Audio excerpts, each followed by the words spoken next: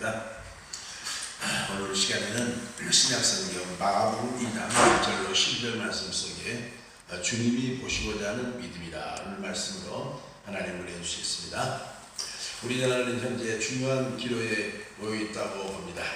사느냐 죽느냐 또 고칠 수 있느냐 고칠 수 없느냐에 봉착해 있다는 것이죠. 정치와 경제 또 기업과 교회가 포괄적이라도 과언이 아닙니다.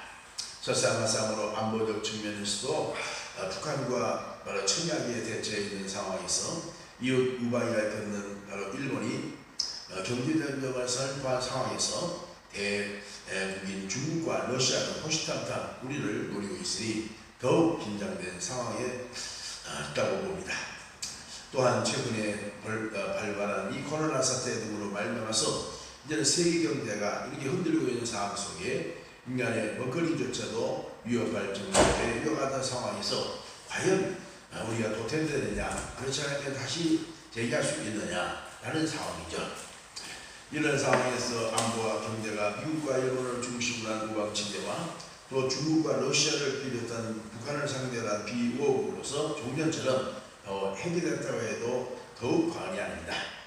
그렇다면 우리 그리스도인들은 어떤 선택을 하고 지혜롭게 역사하는 앞에 부끄럽지 않다고 할 수가 있을까요? 당연히 바로 주님을 선택해야 마땅하다는 논리죠. 중국과 러시아도 아닌 더군다나 미국과 일본도 아닌 우리의 주님을 선택해서 그분과의 만남이 중요하다는 것이죠. 지금부터 2700년 전 북이스라엘이 아수르에 멸망하기 직전에 아모스 선지자를 하나님이 보내서 이렇게 충고하였습니다. 아모스 원장사들의 여호와께서 이스라엘 족속에게 이르기를 너희는 나를 찾으라 그러면 살리라 베들을 찾지 말고 길갈로 들어가지 말며 보엘세바도 나아가지 말라 했습니다. 그런데 북이스라엘 게카 왕녀는 선지자 아모스의 말을 듣지 않고 하나님을 찾지 않다가 결국 그 후에 몇 년 못해서 BC 722년에 아수르의 살몬네스의 공격으로 멸망하고 말았습니다. 오늘 본문에 우리 주님을 바로 찾게 병든 가정과 병든 식구를 살리는 은혜로운 모습을 바로 찾아볼 수 있는데요. 이 말씀은 너무나 중요한 그런 사건이기 때문에 사복음서인 마태, 마가, 누가, 요한의 요한복음만 빼고 이와 같은 세 복음서 기자들이 다 기록해 놓고 있죠. 그 내용이 병들어 중풍병자가 된 한 사람을 살리기 위하여 필사적으로 예수님이 계셨던 가버나움 회당을 찾아 우리 주님을 만나게 함으로써 근본적으로 건강을 회복하는 기적을 재현하는 역사죠. 그래서 본문 12절에 보니까 그가 일어나 곧 상을 가지고 모든 사람 앞에 나아가거늘 저희가 다 놀라 영광을 하는 이름을 가로되 우리가 이런 일을 도무지 보지 못하다 하더라 그랬죠. 그런데 그가 회복하기까지는 다른 가족의 4명이 들 것이 들고 예수님이 계셨던 곳을 찾아 그의 지붕을 뚫고 그의 상을 주님이 계신 곳을 향하여 내렸을 때 주님이 그들의 믿음을 보시고 우리를 베푸신 것이죠. 그래서 오늘 말씀에도 보니까 본문에 예수께서 저희 믿음을 보시고 라고 했잖아요. 그래서 오늘 본문을 중심으로 몇 가지를 상고해 보겠는데요. 첫째로 믿음을 믿음화시킬 수 있는 근본적 동기부여에 대해서 생각해 보겠습니다. 본문 1절에 보니까 수일 후에 예수께서 가버나움에 들어가시니 집에 계신 소문이 들린지라 그랬죠. 여기 소문에는 좋은 소문이 있고 나쁜 소문이 있죠. 영어로는 좋은 소문을 good news라 읽었고 나쁜 소문은 bad news라 라고 했잖아요. 본문에 중풍병자가 극적으로 회복할 수 있었던 근본적 동기는 좋은 소식을 듣는 예수님께 대한 소문을 들었기 때문이죠. 예수님께서 탄생하실 때 최초로 성단의 소식을 전해준 천사는 베들레헴 클럽에서 양을 밤중에 지키고 있었던 목자들인데요. 그들이 이렇게 말씀하시죠. 누가복음 2장 10절에 천사가 이르되 무서워 말라 보라 내가 온 백성에게 미칠 큰 기쁨의 좋은 소식을 너에게 전하노라 오늘날 다윗의 동네에 너희를 위하여 구주가 나셨으니 곧 주 그리스도 주시니라 했지요. 그렇습니다. 예수님은 소경을 보게 하셨고 귀머거리 귀를 듣게 하셨으며 벙어리를 부르만하게 하셨으며 앉은 이를 일으키시고 중풍병자를 걷게 하셨으니 죽은 자를 또 살리셨죠. 사도 베드로는 이달리아에 대해 백부장 고넬료의 집에 가정집회를 통해서 그리스도의 사역을 이렇게 증언하다니 사도행전 10장 38절에 하나님이 나사렛 예수에게 성령과 능력을 기름 부어 다스매 저가 도도하시며 착하게 행하시고 마귀에게 들린 모든 자를 고치셨으니 이는 하나님 함께 하셨습니다. 그렇죠. 현실적으로 바로 지구의 온난화와 미세먼지의 파동으로 날로 오염되어 가고 죽어가고 있는 이와 같은 생태계를 살리고 병든 인간의 육체를 살리는 것은 물론이거니와 정신적, 영적 병든 인간을 고치는 결정적인 분은 만병의 대역사신 그리스도를 만나야 된다는 것이죠. 코로나 사태도 역시 인간의 온난화로 말미암은 인간의 타격 때문에 빚어진 이와 같은 재난이기 때문에 그리스도를 만나라는 것이 당연한 것입니다. 더군다나 정치, 경제, 문화, 교육, 신앙을 고치시는 분도 역시 예수 그리스도시라는 것입니다. 그분의 소식을 들어대고 안 들어댄 것이 아니라 반드시 드려야 된다는 것이죠. 우리의 청소년들이 수학 공식은 모를 수 있고요. 또한 영어나 중국의 단어를 못 외워도 죽고 사는 것은 만약에 필수가 아니더라도 반드시 예수 그리스도를 찾아야 된다고 하는 것입니다. 이는 바로 필수이기 때문이죠.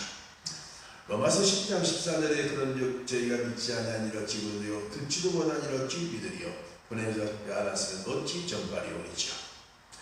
저와 여러분이 예수를 믿어 구원받은 동기도 어떤 계기를 통해 예수 그리스도라는 복음을 전해준 사람이 있었기 때문에 주 앞에 나가겠습니까? 그러므로 전해준 복음 때문에 구원받았기 때문에 때렸든지 못했든지 이제는 빚을 갚는다는 심정으로 이 복음을 다른 사람에게 전해야 될 책임이 있다는 것이다. 썩고 부패한 정치인들에게 이 복음을 바로 전해야 되고요. 왜곡된 공직자나 또 법조인, 기업인들에게 이 복음을 전해야 되겠죠. 더구나 내 가족과 친구 그리고 친척들에게 이 복음을 바로 전해야 되겠습니다. 열왕기하 5장에 보면은 수리아의 장군 대장관 나아만이 문둥병에 들어 고민 중에 있을 때에 당시 그 집에 신고사역하고 있는 계집종이 주인에게 전도를 했죠. 그 결과 그 전도를 듣고 나아만이 바리바리 성부를 싸들고 당시에 선지자 엘리사가 있는 곳을 찾았더니 그 사환의 지시대로 요단강에 7번 목욕하면 낫는다라는 말을 듣고 그는 장미복무에 목욕을 했더니만 깨끗이 낫는 그런 기적을 체험하죠. 그 당시 나아만 장군의 집에서 신노설을 했던 여종은 전쟁 포로민으로서 조국 이스라엘이 대패하자 절제 잡혀온 상황이었으나 그녀는 낙심하지 않고 하나님께서 복음을 전하여 줄 사람이 있다는 것을 알고 그 주인에게 이 복음을 전하여 당시 그 주인 나아만 장군을 구원시키고 병을 고쳐줌으로 그 수리아 일대를 복음하는 결정적인 계기를 바로 마련한 것이죠. 이처럼 하나님은 현재 어떤 열악한 처지에 있든지 우리를 복음을 전하라고 보내주신 병륜적 선륜적 알고 때렸든지 못했든지 이 복음을 전할 것입니다. 사도 바울과 신라는 빌립보라는 아카야의 반도의 최대 도시 가서 제2차 전도여행 때 최초로 복음을 전하다가 체포되어 당시에 빌립보 감옥에 갇혔죠. 그러나 낙심하지 않고 하나님이 이 감옥에서도 나를 통하여 구원받을 자가 있다는 사실을 깨닫고 전도했는데 그 감옥의 간수가 자결 직전에 그를 구원시켜 그 집의 인가들과 대한 놀라운 역사가 나타나게 되었죠. 직장인들은 직장에서 이 복음을 전해야 되고 어부는 어장에서 농부는 농장에서 연예인은 연예인에서 죄수는 감옥에서 환자는 병원에서 이 복음을 바로 전해야 됩니다. 우리의 정치가 왜곡되었고 법조계의 비리가 극성을 부리는 이유는 복음을 전해줄 자들이 벙어리가 되어 복음을 전하지 않기 때문이며 교회가 핍절한 이유도 복음을 전하지 않기 때문입니다.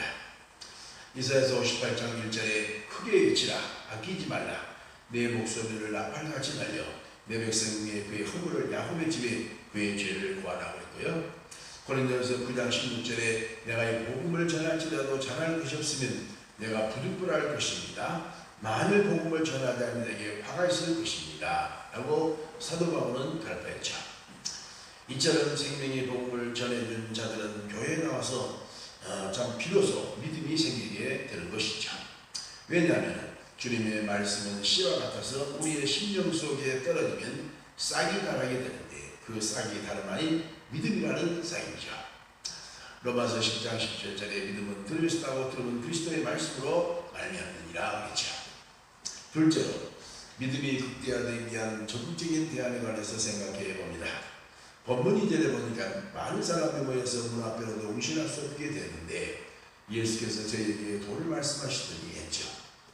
사실 예수님을 찾아 그 말씀의 도를 들으려 했지만은 수많은 사람들이 인산인해를 이루자 도저히 예수님께 이 환자를 내볼 수 있는 그런 이와 같은 상황이 없을 적에 이르자 이 4명의 들 것을 들고 온 이와 같은 식구들은 다른 아닌 바로 파견하는 이와 같은 작전을 쓰지요. 그래서 본문 4절에 보니까 무리를 인하여 예수께 데려갈 수 없으므로 그 계신 곳에 지붕을 뜯어 구멍을 내고 중풍병자의 동상을 달아내렸다 그랬죠. 사실 가버나움 지붕 위에 올라가서 지붕을 뚫어 주님이 보시도록 하고 또 중풍병자의 상을 내려 놓았다고 하는 것이 믿음을 극대화할 수 있는 최고의 방책이라는 것이죠. 피조물인 인간이 창조주요 전능자신 구세주를 만나뵐 수 없는 것은 다름 아닌 가로막혀 있는 지붕 때문이라는 것이죠. 이사야서 59장 1절에 이 지붕을 성경은 죄라고 일컬었습니다. 여호와의 손이 짧아 구원치 못하신 거 아니고 귀가 누나에 듣지 못하신 거 아니야. 너희 죄악이 너희와 내 하나님 사이를 내고 너희 죄가 얼굴을 가려 너희를 듣지 못하게 함이니라 했죠. 하나님과의 사이에 가로막혀 보지 못하게 하고 말씀을 듣지 못하게 하는 지붕이 내 안에 죄가다리라는 것입니다. 죄악의 지붕을 내 마음속으로 뜯어내지 않는 상태에서는 공행을 미룰 수밖에 없다는 것입니다. 한마디로 교회는 나오긴 했으나 예배 시간이 부담스럽기만 하고요. 더군다나 설교 시간에는 더욱 지루할 뿐이거니와 졸음밖에 안 나오고 잠잠밖에 안 드는 그런 안타까운 상황이죠. 그러므로 내 안에 말씀을 듣지 못하게 하는 지붕을 내 마음속에 뜯어내야 되는데 이는 남이 내게 해주는 것이 아니고 내가 내 안에서 뜯어내야 되는 것이죠. 사도행전 10장 16절에 보니까 내 안에 지붕을 뜯어내고 말씀을 말씀답게 듣고서 큰 은혜를 받은 주인공이 등장하는데 그 사람이 다름 아닌 두아디라서의 비단장사 즉 자주한 사람을 일컫는 루디아라는 여인이죠. 당시에 바울이 마케도니아 반도의 최대 도시 빌립보 성에서 복음을 전하는데 그 성에는 회당이 전혀 없었기 때문에 할 수 없이 강가의 모래사장에 앉아서 모인 무리들에게 복음을 전하는데 당시에 루디아라는 여자가 바울의 설교를 듣고 귀를 열어 최초로 빌립보 교회를 바로 세우고 은혜를 받는 후에 그의 빌립보 교회에 밀환이 된 것입니다. 그래서 사도행전 16장 14절에 두아디라 성의 자기장소로서 하나님을 공경하는 루디아라는 여자가 들었는데 주께서 그 마음을 열어 바울의 설교를 청중하게 하시리라 했죠. 결국 바울 사도 일행을 자기 집에 초대하여 세례를 받고 나중에 그 자기 집을 교회에다 바쳐서 하나님의 교회를 세우는 그런 결정적인 미랄이 되게 한 것이죠.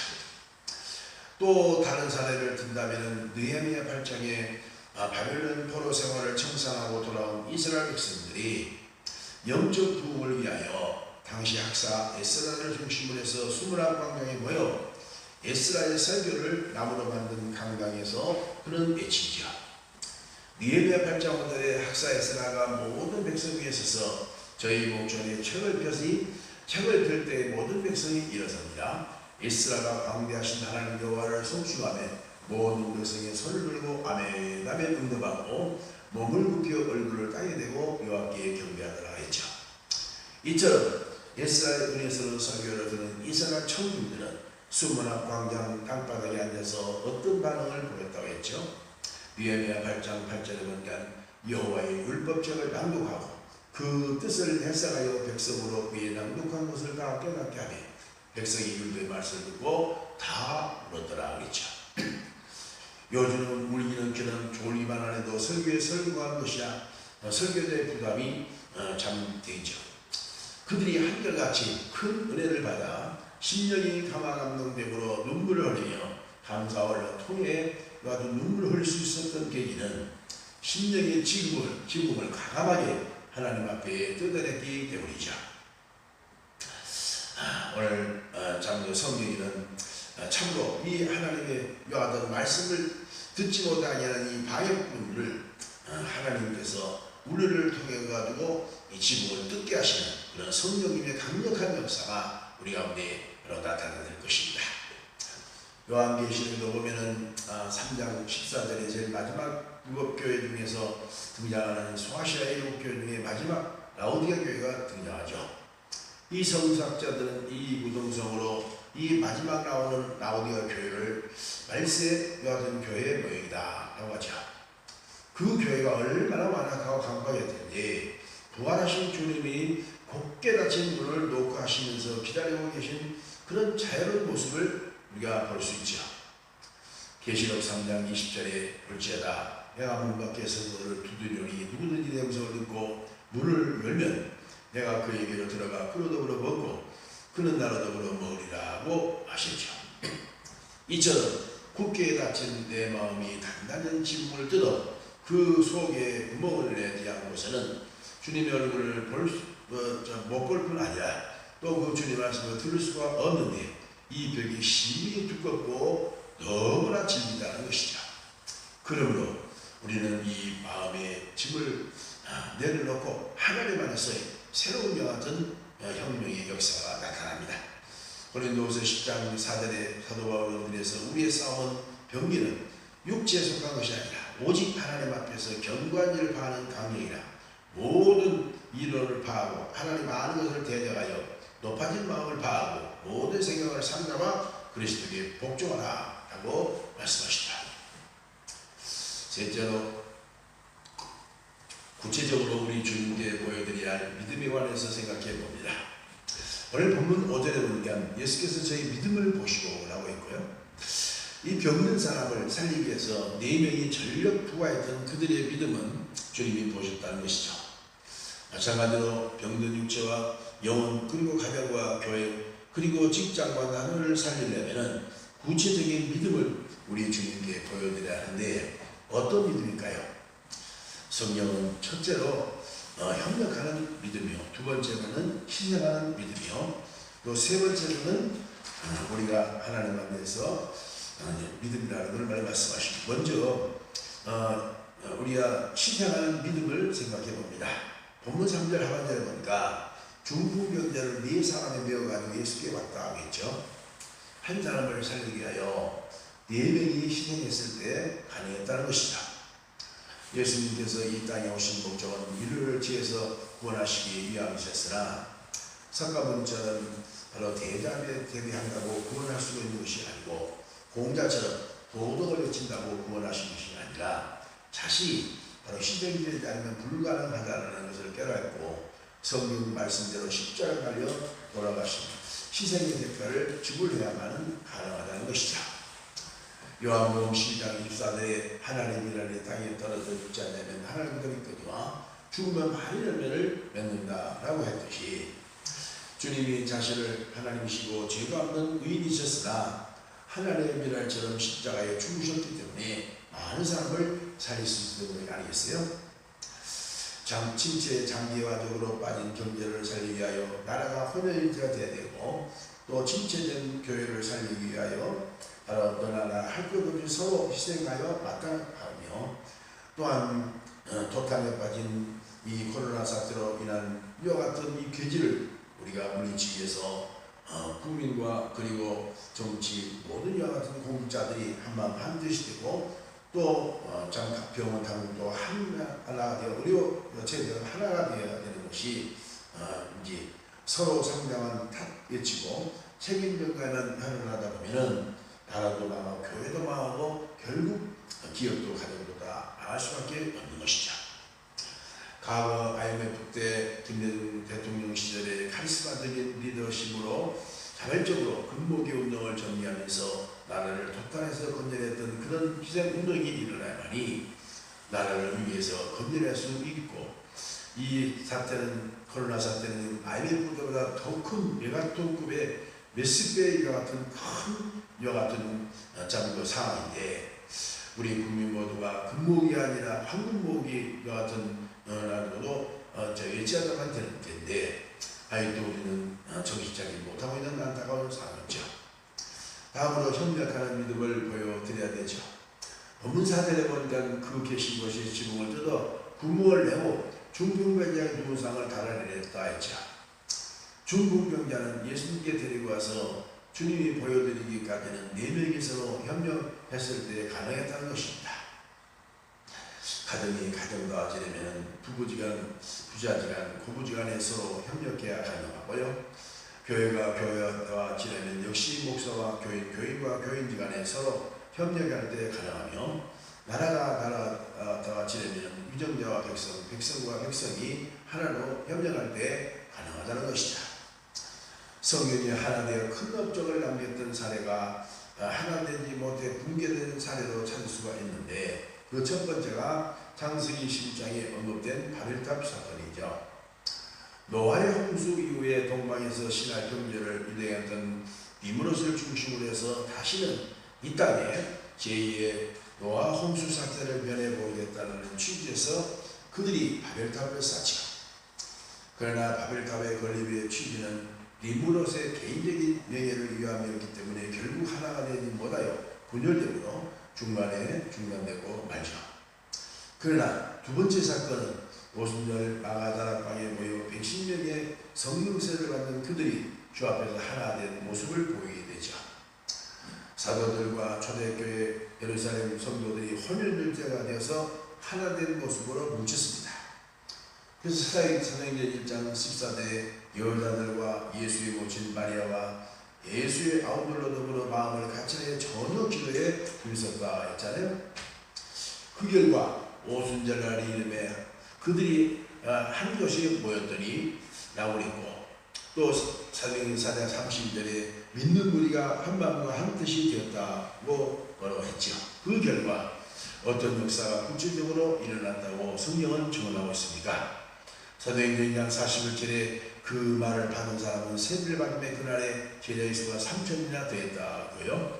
사도행전 4장 4절에 말씀 듣는 사람 중에 믿는 자가 많으니 남자의 수가 5,000이나 되었다고요. 또 사도행전 5장 14절에 믿고 축제로 나오는 자가 더 많으니 남자의 큰 무리더라. 심지어 비 없는 자를 베고 거리에 나가 침대와 요위에 뉘우고 베드로가 지날 때 그 그림자라도 누게 덮일까 바라고 예루살렘 그 허다한 사람들도 모여 긁는 사람과 더러운 귀신에게 괴로움받은 사람을 데리고 와서 다 나음을 얻으니라 했죠. 가정적으로나 교회적으로나 나라마다 크고 작은 공동체 내에 생동하는 살만나는 바로 생동하는 분위기는 성령님이 함께하는 것만이 가능하고요. 그 영적 근거는 다름 아닌 하나 되어 협력할 때 가능하다는 논리죠. 시편 133편 1절에 형제와 연합하며 동감이 어찌 선하고 아름답고 머리에는 보배로운 길은 수염에 아론의 수염에 흘려서 그 옷깃까지 되는 것 같고 활머리에 있으니 시온의 산들에 내린다도다. 거기서 여호와께서 우리에게 복을 명하셨도다 라고 말씀하시죠. 넷째로 주님이 보시고자 하는 믿음을 보였던 결과에 관해서 생각해 봅니다. 본문에 두 가지를 취급하게 되는데요. 그 첫째는 제사를 받다 했고요. 두 번째는 말씀이 들려오는 기적을 잠깐 창출했습니다. 먼저 주님이 보시고자 믿음을 보였던 그 결과에 대해서 첫 번째가 제사함인데요. 5절에 보니까 소자야 왜 제사를 받았느니라 했죠. 모든 병이 죄 까닭에 들었다고 보면 안 되지만 보편적으로 병의 대부분은 죄 까닭임을 성경에 증거하고 있죠. 물론 구체적으로는 이 중풍병자가 자신이 반신불수가 될 수밖에 없었던 구체적인 죄가 무엇인지는 알 수 없으나 예수님께 보여드릴 믿음을 보여드리기 때문에 주님은 이 환자의 죄를 바로 사해 주신 것이죠. 시편 32편 1절에 보니까 허물에 사함을 얻고 그 죄에 가림을 받은 자는 복이 있도다 그랬잖아요. 시인 다윗도 이 세상에서 최고의 복 중에 복이 제사함의 복이라고 일컫는데 제사함을 받기 위해서는 반드시 공짜가 없고요 대가를 지불해야 사함을 받게 된다는 것이죠. 하물며 신호 위반 죄를 보면서도 벌금을 딱지가 나가서 지불해야 자유할 수 있는데 이보다도 더 큰 죄는 오죽하겠느냐 말입니다. 그런데 인간의 죄값을 지불할 수 없기 때문에 예수님께서 이 땅에 오셔서 대신 죄값을 지불해 주시겠는데 그것이 다름 아닌 십자가의 대속의 은혜 아닙니까? 성경은 죄를 범하는 그 순간부터 마귀에게 내 소유권이 참 합법적으로 양도된다고 했죠. 그래서 요한일서 3장 8절에 죄를 짓는 자는 마귀에게 속하나니 마귀는 처음부터 범죄함이라 하나님의 아들이 나타나시면 마귀를 멸하십니다. 그렇잖아요. 그런데 양도당의 마귀에게 속한 저와 여러분을 위하여 예수님이 합법적인 절차에 따라 죄값을 지불하고 하나님께로 인도받게 되는데 그분이 바로 대속이라는 것입니다. 호세아는 이스라엘 12 소선지자 중 하나잖아요. 그런데 그 안에 고멜 사이에 이남 일녀의 이와 같은 자녀까지 이룬 참 완벽한 이와 같은 가정이 있습니다. 그런데 호세아의 아내 고멜이 정부와 눈이 맞아서 다른 남자와 눈이 맞아서 집을 나간 거예요. 자기 남편 호세아를 버리고 자식들을 버리고 집을 나갔습니다. 하나님은 그럼에도 불구하고 진정한 그 고멜을 바로 사랑한다고 하시죠.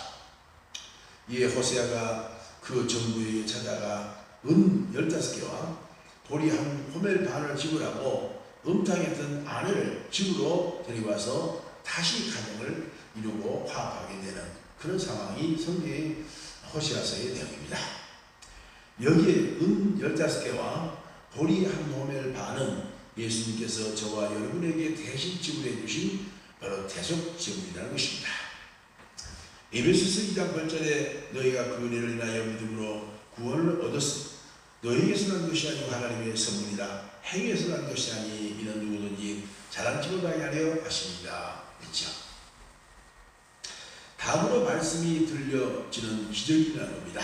본문 10절에 보니까 전국 병자에 말씀하시되 내가 너희에게 이르노니 일어나 내 상을 가지고 집으로 가라 하시니 그가 일어나 그 상을 가지고 모든 사람 앞에서 나갔다 했죠. 주님의 말씀이 바로 있으신 후 그가 일어나 상을 가지고 걷게 되었지 말씀도 없으셨는데 그가 회복된 것이 아니라는 것입니다. 태초에 요한복음 1장에 태초에 말씀이 계시니라 이 말씀이 하나님과 함께 계셨으니 말씀은 곧 하나님이시다 했죠. 즉 말씀으로 태초에 천지만물을 창조하셨던 주님은 오늘날도 말씀을 보내사 우리의 병을 고치고 우리를 구원하시죠. 시편 107편 20절에 저가 그 말씀을 보내사 저희를 고치며 위기에서 건지시는도다 했잖아요. 이 시간에도 하나님은 우리의 예배드리에 찾아오셔서 성령으로 내 마음의 문을 여시사 말씀을 듣게 하심으로 병을 고치고 또한 위기에서 우리를 건지시기를 원하신다는 것입니다. 헬만 마평은 말씀은 창조하고 유지하며 심판하고 새롭게 하며 부유케 하고 승리케 한다 라고 가르쳤잖아요. 사도행전 5장에 보면 성령 충만한 베드로가 요한과 더불어서 예배를 인도하기 위해서 성전에 들어가는데 당시에 성전 미문 앞에 나면서부터 안진뱅이가 구걸하기 위해서 성전문에 버티고 있는 겁니다. 역시 베드로에게도 구걸하거늘 베드로가 요한으로 더불어 장로 중국하여 가로되 은과 그분에게 있거니와 내게 있는 것으로 내게 주노니 나사렛 예수의 이름으로 걸으라니 발과 발목에 힘을 얻어서 걷기도 하며 뛰기도 하며 하나님께 찬미했다라고 기록하고 있습니다. 하나님의 말씀으로 못 살 죄가 없고 못 해결할 문제가 없으시며 전능하신 능력의 말씀이 그 말씀 속에 있는 것입니다. 히브리서 4장 10절에 하나님의 말씀은 살았고 능력이 있어서 좌우행하시는 어떤 것보다 예리하여 우리 험과 및 관절과 골수를 찔러 쪼이까지 한다 라고 하는 것이죠. 이 말씀 앞에 강팍한 사도 바울도 깨졌고요. 또한 이 말씀 앞에 이사야라는 청년도 화루라 화루라 하면서 나는 마음이 이르다 하면서 이 말씀에 이와 같은 방망이에 얻어맞아 죄의 건강한 새로운 사람이 된 것입니다. 저도 지금부터 48년 전 이 말씀이 내 속에 불강력조 임하게 되자마자 하나님 앞에 회개하며 주님의 성령의 불을 받아 하나님 앞에 새 사람 된 이와 같은 체험을 한 것입니다.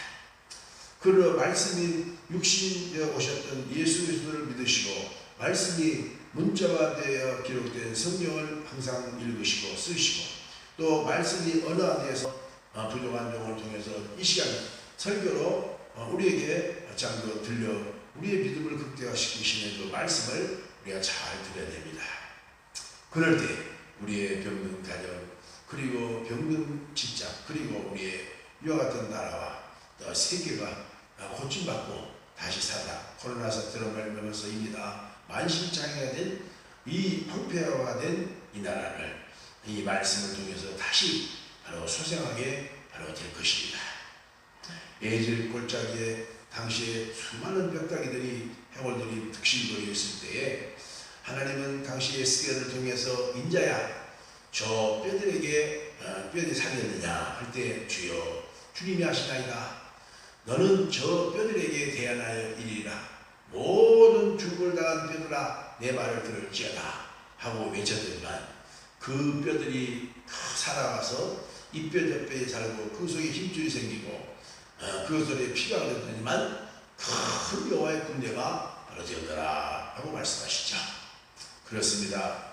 경제가 다 죽어가고 우리의 골목상권도 다 죽어가 탄식거리가 아우성이 더군다나 집안에서 사람들이 몇 달 동안 밖을 나가지 않으니까 우울증에 사로잡혀서 정신적인 질환과 육체적인 질환과 고작 아산증에 처해있는 저들에게 하나님의 거룩한 말씀이 말씀화되어서 우리의 심령 속에 바로 새길 때에 여호와의 큰 뼈 같은 군대가 되는 다시 부활하는 그런 역사가 나타나게 되리라 말씀입니다. 주님이 모시고자 하는 믿음의 동기는 예수의 소문을 들어야 믿음이 극대화될 수 있다는 것이죠. 더군다나 믿음이 극대화될 수 있는 결정적인 장애물인 내 마음에 바로 주님과 가로막힌 영적 바로 지붕을 강하게 뜯어내는 그런 모험심이 요구되고요. 그래서 서로 희생하고 헌신함으로써 협력하는 구체적인 믿음을 예수님께 보여드려 죄 사함 받고 말씀의 말씀으로 들려줌으로써 창조적인 하나님의 기적이 창출하여 무에서 의를 그리고 질병에서 건강 또한 우리의 이와 같은 실패에서 성공으로 재창조되는 역사가 나타날 수 있기를 예수의 원하들이 축원합니다. 하나님의 말씀은 살았고 운동력에서 자연하신 어떤 경보다에 대하여 우리 헌금하는 관절과 골수를 찔러 죽게까지 하신다는 이 위대한 능력을 오늘 이 말씀을 주신 하나님 진정으로 감사합니다. 이 말씀처럼 중풍병자가 살아난 것처럼 오늘날 이 사회에 또한 병들어진 코로나 사태로 말미암아 침체된 이와 같은 두려움과 공포를 물리치시고 하나님의 걸과 승리에 놀라운 이와 같은 기적이 날 수 있도록 부활의 영으로 함께하여 주옵소서. 예수 그리스도의 이름으로 기도드리옵나이다.